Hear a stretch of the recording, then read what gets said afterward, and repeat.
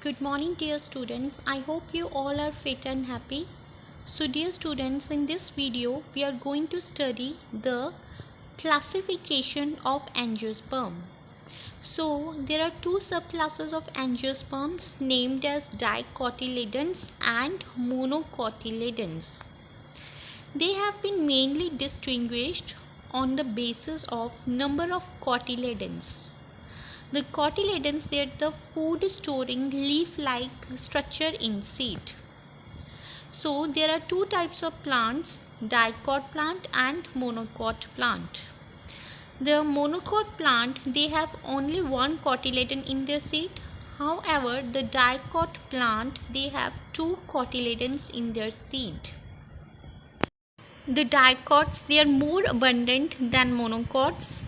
More than 2 lakh species of dicots and 50,000 species of monocots has been described.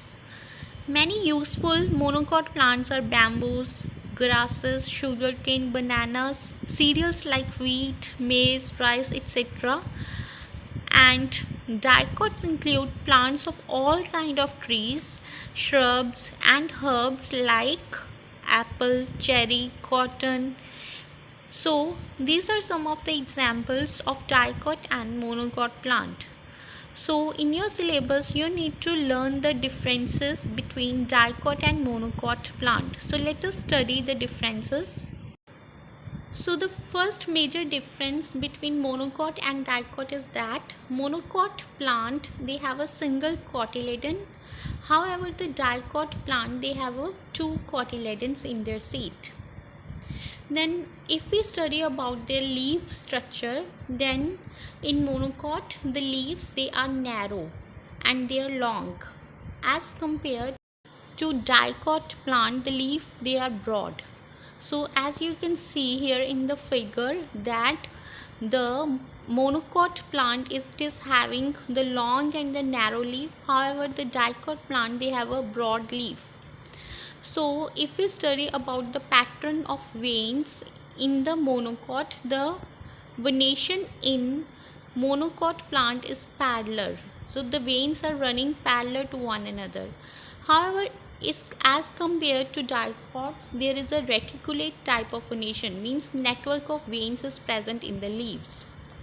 Then next, if we study about the arrangement of vascular bundles, that is xylem and phloem. So in monocot, the arrangement of vascular bundle is scattered. However, in dicot, there is a ring of vascular bundles present. And then if we talk about the floral parts, they are present in multiples of 3 in monocot, and in dicot the flowers, they are present in multiples of 5 or 4. Then dear students, you should also know that in monocot plant, if we study about the root, there is adventitious roots present only. However, in dicot, there is the presence of taproot as well as adventitious root, or both. So this was the differences between monocot and dicot plant. So let us study the another topic, that is patterns of life cycle and alternation of generation. If the life cycle of a plant consists of two morphological phases, haploid, that is gametophytic, and diploid, that is sporophytic, which are regularly alternating with each other, then this phenomena is termed as alternation of generation. In this video, we will study about the haplontic life cycle. So this haplontic life cycle, it is found in algae like Chlamydomonas, Spirogyra. So there is a single dominant vegetative phase, that is the haploid gametophyte, which produces gametes.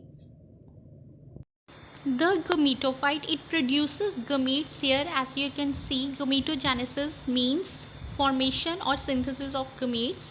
It is taking place by mitosis. This means the gametophyte, it will produce the gametes by mitosis. And then there is the next step, that is syngamy. Syngamy means fusion of these gametes produced, and the gametes, they fuse to form a diploid zygote. And it represents the sporophytic generation. Then this zygote, here you can see in the figure that this zygote, it has undergone meiosis and it has formed the spores which are haploid in nature. So these haploid spores, they will ultimately germinate and will form the haploid gametophyte. So this was about the haplontic life cycle, and it is commonly observed in algae like Spirogyra, Chlamydomonas, volvotes. So this represent the haplontic life cycle. So this is all for today. Take care everyone.